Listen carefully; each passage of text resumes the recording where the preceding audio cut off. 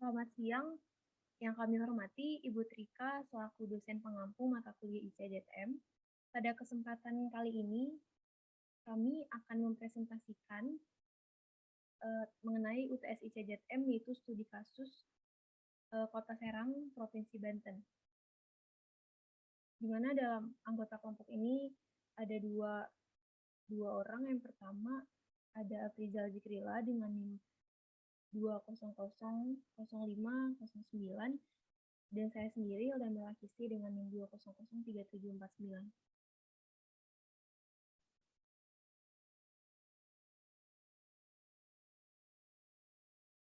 Yang pertama ada pengertian zonasi.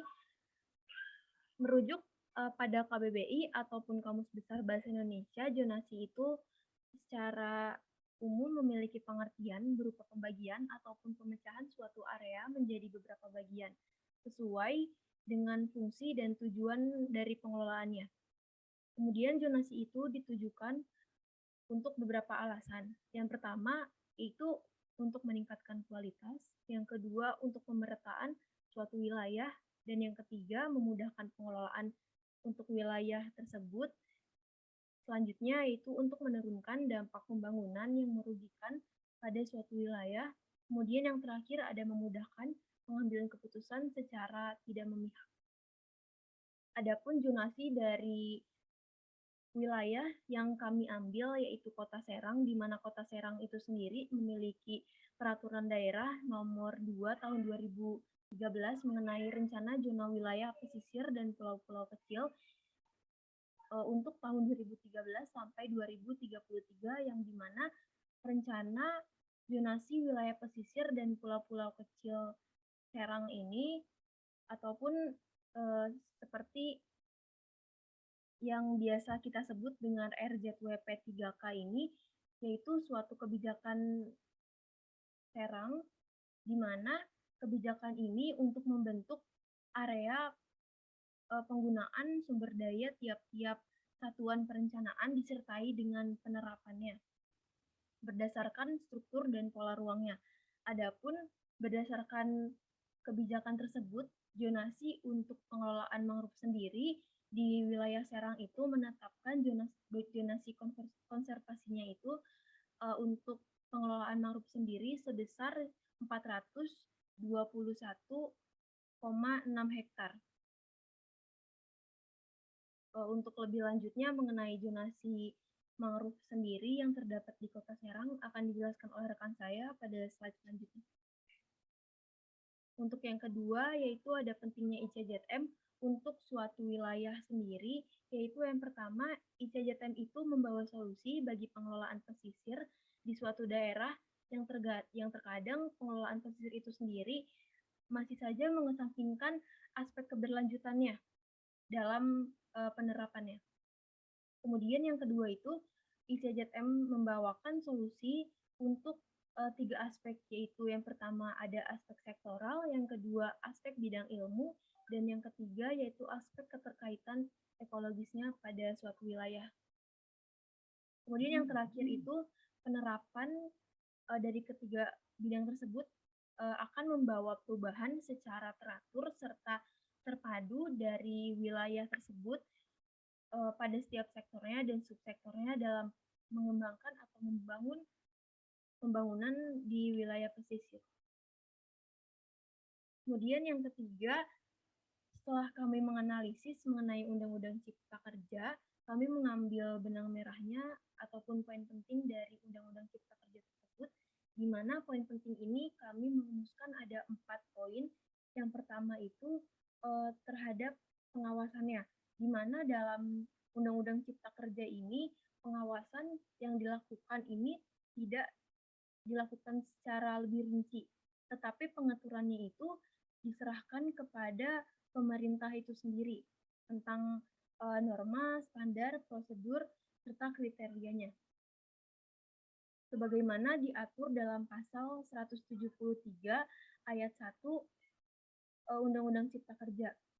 Jika pengaturan mengenai pengawasan itu diawasi oleh pemerintah itu sendiri, dikhawatirkan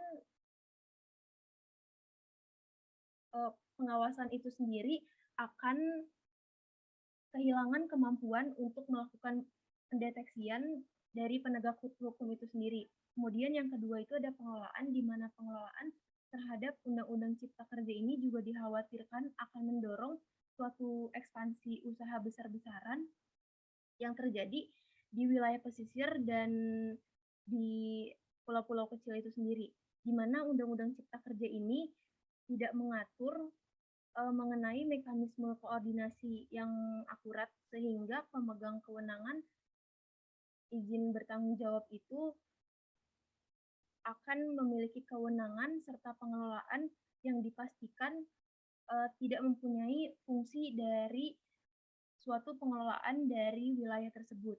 Kemudian yang ketiga ada pembangunan berkelanjutan di mana adanya Undang-Undang Cipta Kerja ini akan mengklaim bahwa untuk uh, pembangunan berkelanjutan itu sendiri sesuai dengan koalisi yang sudah dibahas oleh NGO bahwasanya dari bidang perikanan dan kelautan itu sendiri untuk pembangunan berkelanjutannya arah kebijakan tata kelola lautan dan perikanan di Indonesia itu akan menimbulkan potensi terhadap krisis ekologinya itu sendiri, termasuk terjadinya kerusakan terhadap ekosistem lautnya dan adanya ketidakadilan secara sosial dalam bidang ekonomi serta ekonomi dalam perikanan dan kelautan itu sendiri. Kemudian yang terakhir itu ada kebijakan. Kebijakan dalam Undang-Undang Cipta Kerja ini mengatur bahwa sanksi pidana akan diberlakukan ketika sanksi denda administratif itu tidak dibayarkan. Seperti yang kita ketahui, sanksi uh, administrasi administratif itu memang dibutuhkan, tetapi dalam satu sisi akan menimbulkan ketidakadilan jika sanksi uh, administratif itu sudah menimbulkan efek jera, maka uh, terhadap pelanggar yang melanggar kebijakan tersebut akan memiliki efek yang jera terhadap kebijakan tersebut. Kemudian sanksi terhadap perencanaan lingkungan hidup berskala besar itu akan berdampak kepada kerusakan-kerusakan yang terjadi di wilayah pesisir dan pulau-pulau kecil tersebut. Sehingga konservasi yang dilakukan dari wilayah tersebut akan terganggu juga dan terganggu juga terhadap pembangunan berkelanjutan yang sedang dilakukannya.